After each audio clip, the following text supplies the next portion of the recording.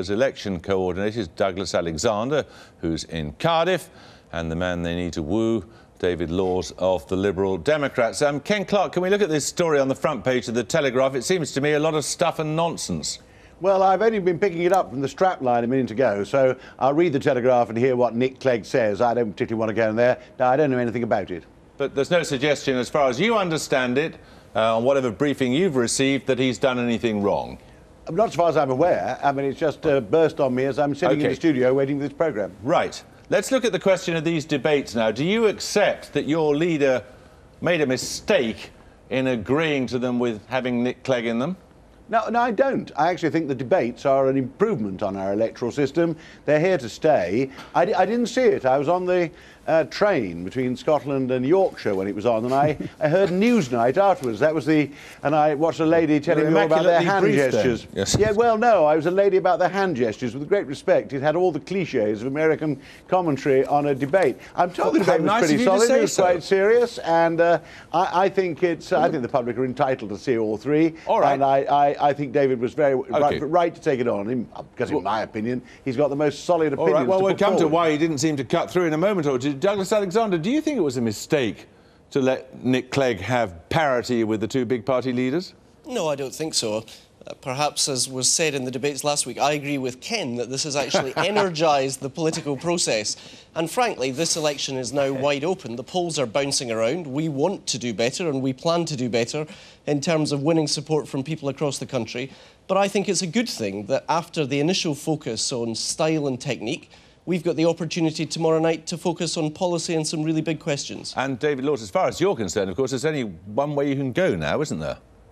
Well, I don't know. I mean, I think Nick did extremely well the other day. I think he'll be very good in the other two debates. And I think that the pressure is now really on the other two leaders, particularly David Cameron, who I think most underperformed expectations. But this is still a big opportunity for us. Obviously, we're going to get equal billing in both debates, and I think we'll use the time well. Let's look at David Cameron's performance, Ken Clarke. I mean, what is it? Why can't he cut through? Is he too smooth or what? I didn't see it, but I've not heard. I mean, the others are going to criticise his performance. I think David Cameron, as I understand it, performed extremely well, and I obviously personally think he is a credible next Prime Minister of this country. Nick Clegg is a new boy on the block. The Liberals always do better in general elections than people think because they get all this exposure. But this election's one where the public are particularly cautious, very distrustful, and they appear to have gone through a day or two of uncertainty. But I personally am perfectly confident that only time to finish the three debates that David will emerge the winner, and I think he should do. And I'm not no doubts at all about the ability of my particular rider to do well in the race. And Douglas Alexander, you're presumably absolutely pleased as punch with how Gordon Brown came through, are you? We were pretty honest in saying in terms of style and presentation, Nick Clegg in particular did very well. But equally, we've had one act of a three-act play. We believe that Gordon's great strength is not just his attention to detail and his understanding of policy, but also the kind of judgment and substance that we think will be on display tomorrow night when we deal with the issue of foreign policy. Now, Douglas Alexander, David Laws, has already referred to one remark that was made repeatedly during those debates. I agree with Nick. All of this hinting at there's less that separates your two parties than might be apparent at first. Have you had any talks at all with the Labour Party about some kind of post-election arrangement, accommodation in government or coalition or something? Not at all. We're campaigning on our manifesto. We're campaigning on our agenda. We now seem to be, according to the opinion polls that we've been hearing about a moment ago, ahead of the Labour Party, I think, in most of the polls. So we're not going to put a cap on our ambitions in this. I think one of the reasons that Nick Clegg did very well the other day was not actually the reason that Douglas Alexander gave, which is rather the sort of Labour Party position against David Cameron, the sort of presentation stuff.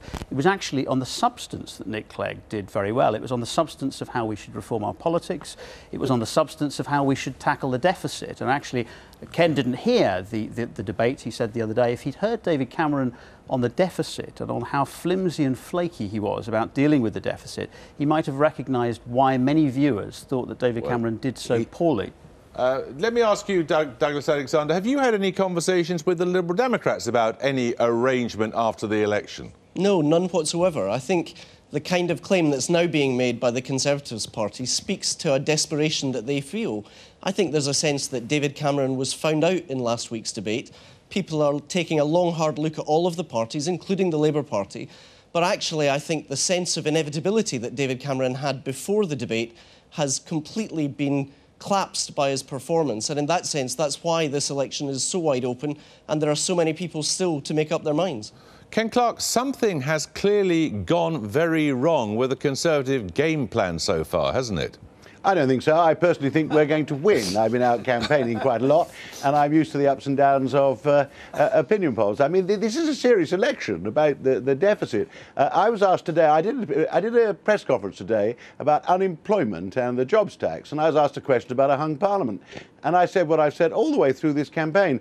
The dominant feature of this problem is of the current situation is the deficit. Our deficit is worse than it was when Healey went to the IMF. It's as bad as Greece. Dearly. I love Ken Clarke dearly, but he can't possibly be serious. If you have a hung parliament with a party emerging, which its principal policy is a £17 billion tax cut, you're going to be in desperate trouble. OK, well, we're going to come to that in a moment or two when we talk to you at a little bit greater length about the state of the economy. But he has a point there, David Laws, doesn't he? No, he doesn't. I mean, apparently the Tory game plan is that they were going to be behind in half the opinion polls to the Lib Dems halfway through the campaign. I think what's happened in this debate, and the Labour Party needs to take no satisfaction from this, is that most people in the country have decided they want to see a change of government. The assumption of the Conservative Party is that they would always be the beneficiaries of that. And actually the public, listening first to Vince Cable and then Nick Clegg, have said, well, actually, we're not so sure about a change to the Conservatives. Maybe a change to another party, the Lib Dems, would be the right... This whole change pitch is going to become very, very threadbare the more people see of your leader and see he's just another middle-class professional politician. No. In fact, it was the detail and the substance of what Nick had to say in the last debate on things like political reform, on tackling the deficit, on fair taxes, that I think people like, because so far the assumption has been people will vote Conservative because they're fed up with the government. And what we've picked up on the doorstep is that although people are fed up with the government, they're not enthusiastic about the Conservatives, they don't necessarily trust them in terms of their priorities. And that's what came out of that debate. Douglas Alexander, how do you expect Gordon Brown to behave differently tomorrow to try to raise his game? I think Gordon will set out the arguments. I mean, he wants to talk, of course, about foreign policy, but also I expect we'll talk about the economy. It was striking today in that debate with Ken Clarke that he conceded the recovery is fragile, and my sense is, whether it is on foreign policy, whether it's on securing the recovery or protecting services or indeed cleaning up politics, Gordon will focus his answers on the substance to the questions that people are asking. I think if we get the debate onto policy and move it away from some of the hand gestures, the techniques, what words come in what orders, as we heard earlier, then actually Gordon can do very well indeed. OK, thank you all very much indeed. We'll be back with you in a moment or two, Ken Clarke. Thank you. Now, there's been a persistent claim throughout the election campaign that the parties have been ducking discussion of the biggest issue of all, the fact that we're broke. The latest unemployment figures show that 1 in 5 of people of working age is now economically inactive. The bankruptcy of the public finances burst out of the box everyone seemed to be trying to keep it in when the shadow business secretary and former chancellor, you were just hearing there, Ken Clarke, said that if there was a hung parliament, the country might have to be bailed out by the IMF.